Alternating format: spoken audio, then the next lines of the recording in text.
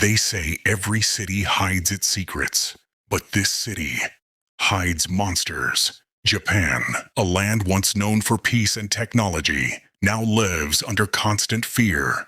Giant creatures called kaiju attack without warning, crushing buildings, tearing through streets, destroying everything in their path. Every day people die, yet humanity refuses to give up. Among those people lives a man, Kafka Hibino, 32 years old. Once, he dreamed of joining the defense force and fighting kaiju. But dreams don't always come true. Now, Kafka works for a cleanup company, those who handle the dirty work after the battles. He spends his days cutting open giant kaiju corpses, cleaning blood and guts. But behind that tired smile hides a dream he never let go of. One day, a young recruit joins his team, Reno Ichikawa. Reno is ambitious, skilled, and full of hope. He reminds Kafka of the man he once wanted to be. Reno looks at him and says, "Sir, why don't you try for the defense force again? You've still got it in you." That single line lights a spark inside Kafka's heart. But fate had other plans. During a sudden kaiju attack, Kafka and Reno are caught in the chaos. Barely surviving, they wake up in a hospital, exhausted but alive. And then, something impossible happens. A small kaiju creature, strange and glowing, sneaks into Kafka's hospital room and flies straight into his mouth. Within seconds, his body begins to change.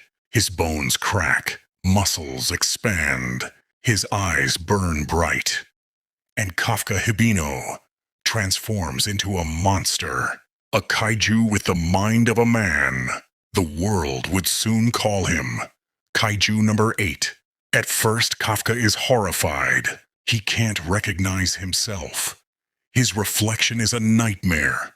But when he sees the destruction around him, something awakens inside. A purpose. If I have this power, I'll use it to protect peoples, even if I'm a monster. He hides his new identity and decides to join the defense force once again. Standing in front of him is Mina Ashiro, his childhood friend, and now a top commander. They once dreamed of fighting side by side, but fate separated them. Now Mina commands powerful anti-kaiju weapons, and Kafka is just another applicant. But this isn't a story of giving up. It's the story of never stopping, no matter how late it gets. During the tests, Kafka struggles. His body is weak, his age shows, but his willpower burns brighter than anyone's. Then, when a kaiju suddenly attacks the exam site, Kafka secretly uses his hidden powers to save everyone. No one knows it was him, except Reno. Reno realizes the truth. His mentor, his friend, is a kaiju, but instead of fear, he shows loyalty. You're still human, sir. You're still you. As time passes, the defense force faces new, terrifying enemies. Kaiju are evolving, growing smarter, more strategic, and leading them is a powerful creature known as Kaiju No. 89. No 9 isn't just a monster.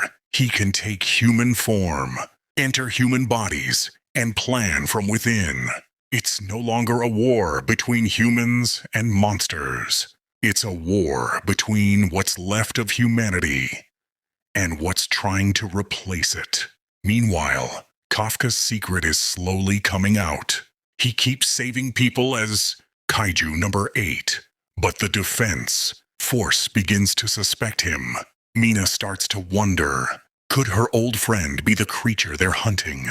During one epic battle, Mina nearly dies, and just when all hope is lost, Kaiju No. 8 appears and saves her. When she sees his face, she whispers in shock, "Kafka." Their eyes meet, human and monster, filled with memories, sadness, and unspoken trust. The defense force captures Kafka for testing, torn between executing him or using him as a weapon. Meanwhile, Kaiju number 9 begins his grand plan to destroy Tokyo from within. Reno trains harder than ever, determined to become strong enough to fight beside his mentor. Mina prepares for war, and Kafka prepares for his final decision. In the heart of Tokyo, the kaiju swarm begins. Sirens scream, buildings fall, and humanity stands on the edge of extinction. Kafka knows what he must do.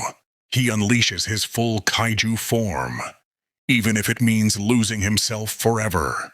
If becoming a monster is what it takes to protect people, then I'll be humanity's monster. As the dust settles, the camera zooms in on his glowing eyes, and the screen fades to black with his final words echoing. I am Kaiju number 8, the monster who fights for humans.